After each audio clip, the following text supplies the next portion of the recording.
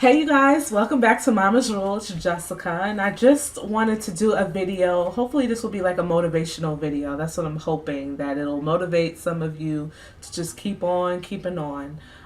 This video today is, like I already said, it's a motivational video, and I just want to encourage people. I just want to encourage those of us who have social media accounts and we look at social media and we look at, fame and celebrity, and, even it doesn't even necessarily have to be fame and celebrity, but just our friends, our peers, coworkers, etc. And we see them doing big things and we look at ourselves like, what are you doing? I was reading a article a couple of months ago, and it was talking about how people look at their Facebook accounts, look at Instagram and Twitter and different things like that, and they see the great things that are put out there that people are doing. And it talked about how, when you're posting things on Facebook and Twitter and Instagram, you're posting your best self. It's very rare that you go on one of those sites and you see someone who is crying and moping because they just broke up with their husband, or they just had a loved one that passed away, or they just lost their job. It's always the best shot, the best angle, the best picture, them on vacation, them getting a promotion, them showing you maybe even how much they get paid. And that's great, to see and celebrate people, but there's also something to be said about how that affects you, the viewer, when you're watching these things. Because the study pointed out that a lot of people are depressed just based on what it is that they watch on TV or that they see their friends and their peers doing on social media. And I just wanted to talk a little bit about that because it's something that's near and dear to me, just due to the simple fact that I used to be that person that would go and look up friends of mine that where I went to school with, and I could see them doing this, that, and the third, and look at my own life as if I had failed because I'm not where they are. And sometimes you can get discouraged by that. And I just really, once I read that article, it was kind of liberating for me, in the sense that I saw that this wasn't something that was good for me, because it could bring on depression. I wasn't depressed about looking at my friends and my peers that were doing things. I just was down because I was like, well, what are you doing? And some people can use something like that for motivation. At the time, I was just feeling really down about things that were going on in my life, and I didn't look at it as motivation. I looked at it like, wow, you need to, what are you doing? It wasn't even like a pep talk of, wow, you need to do X, Y, and Z. It was more like, girl, what are you doing? So I just wanted to speak to those people that, frequent sites, like I said, like Instagram and Facebook and all that good stuff, and they look at people and they start comparing their lives. The first thing that I want to point out to you guys is that your life is not the same as these people. You know what I'm saying? Obviously, you know that by just comparing, but you don't know what that person went through to get to where they are today. You see, there's a saying in church when I used to when I was growing up, there was a saying in church, and it went something like, you see my glory, but you don't know my story. Meaning that you see me in the best light that I'm presenting to you, but you don't know what it took for me to get to this point. You hear a lot of people talk about, oh, it took blood, sweat, and tears. I had to put in my time. I had to do this. I had to do that. It's easy to look at an image and say, wow, like that person's got it together. But behind the scenes, you don't know what it took for them to get there. And not only that, they might look like they have everything well put together, but you don't know internally the struggles or things that they're going through. So don't be so quick to say, oh, this is the life that I want to have, when you don't know what that person is going through or has gone through to obtain it. I've learned over the years to appreciate the life that you've been given, to just be thankful for what you have, because you don't necessarily have to have the things that even you have. And it might be, like you might not be living in a mansion making six figures or whatever the situation may be, but be grateful for that house, that one bedroom that you're able to come home to and rest and get peace. Especially when you look outside and there's so many people that don't have what we have.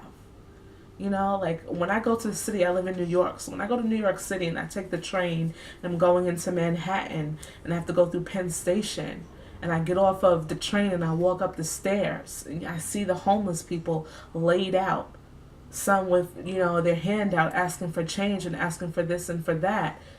Yeah, I might not be where I want to be. I might not financially have everything that I want to have, but I'm not there.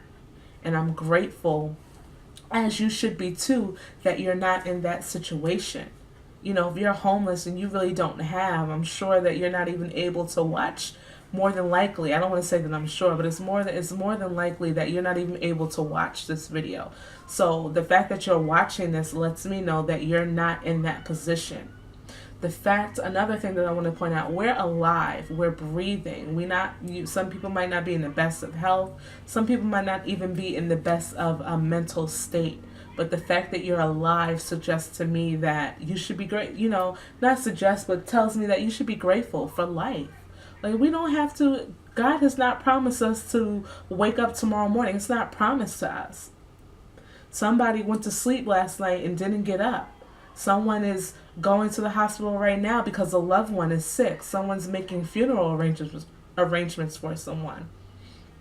It's not guaranteed that we are to be here, that we're supposed to be here. So you should also just be grateful for the gift of life. If you have nothing else to be thankful for, nothing else that you can say that you're grateful for, be grateful for yourself, number one, and just be grateful that you're alive. Because like I said, there's so many people dying left and right. You can turn on the news and I'm guaranteeing you're going to find a story where somebody didn't make it, where some type of tragedy happened to that person.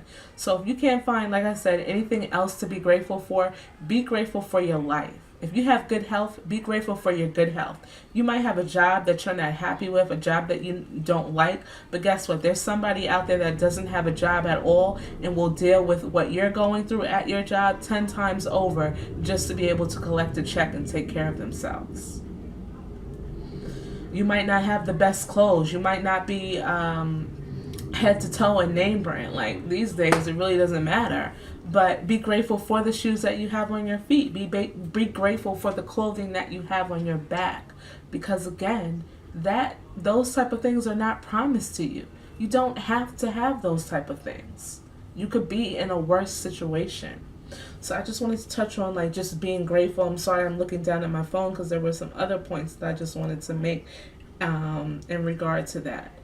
Like when we're looking at social media and we're looking at the TV and we're watching Beyonce and we're watching, Jay-Z or LeBron James or Stephen Curry or Nene Leakes or whomever it is that you look up to, when you're watching these people on television, don't be jealous of what it is that they have, or even your peers and your friends. Don't be jealous of what they have. Use that to inspire you to get yourself to the next level. A lot of times I go on social media just for the mere fact to be inspired. I look at a lot of weight loss videos. And it's like, I'm not looking at it because, I really, don't have anything else to do with my time but to look at weight loss videos. I'm looking at it because they inspire me to go get up and go to the gym. They motivate me to be able to do those things. And that's how we should look at people that we see, people that we're viewing. Don't look at them with a jealous eye. Look at them with the type of eye that's like, okay, I see what you're doing and I can do that too. And go out and do it. We control, in a sense, our destiny. If there's something that you want to do, just do it. This whole idea of YouTube was, for me, just an idea. I was looking at videos and I was like, you know what? You could probably do this. Now, initially when I tried out doing YouTube, I wasn't necessarily in the right frame of mind to do it. But it never left me. I started out, I had my son, I couldn't continue because I had a 6-month-old and I was trying to juggle being a stay-at-home mom and dealing with this new baby who didn't know me and I didn't know him. So doing that, trying to, grasp this whole thing of motherhood and do videos didn't quite work out for me that great. But then I decided to just, continue on and follow, I don't want to say it's a dream, but follow that goal that I had to actually put out content and pray prayerfully that somebody would watch it. So what am I saying when I say all of that? All you have to do is try. put yourself out there. You know, be grateful that you have opportunities, that we live in a country, if you're living in the United States, where you can do, you know, what you want to do in a sense. So, you know, I feel like I'm just rambling along, but that's basically what this video is about. It's just, you know, be grateful for the things that you have, the air that you breathe, the fact that you can wake up and see your spouse or your mom or your dad or your children. You know, the fact that, yes, it's not the greatest job, but I can go to work and collect a paycheck every Friday or every 2 weeks. Yes, it's not the greatest car, but it gets me from point A to point B. My phone might not be the hottest phone on the market, but guess what? If I'm in trouble and I need to get some advice from a friend, or, you know, somebody needs to get a hold of me, they have a way to get a hold of me. Yeah, I live in a 1-bedroom apartment, but thank God that I have shelter over my head. You know, maybe I live in just a room. Thank God for the room. All I want to just encourage you guys to do is just be grateful for the little things. It might not be what you want it to be, and eventually, you know, if you work hard enough, you'll get to where you want to be. But just be grateful for the small things. All right? All right. Bye-bye.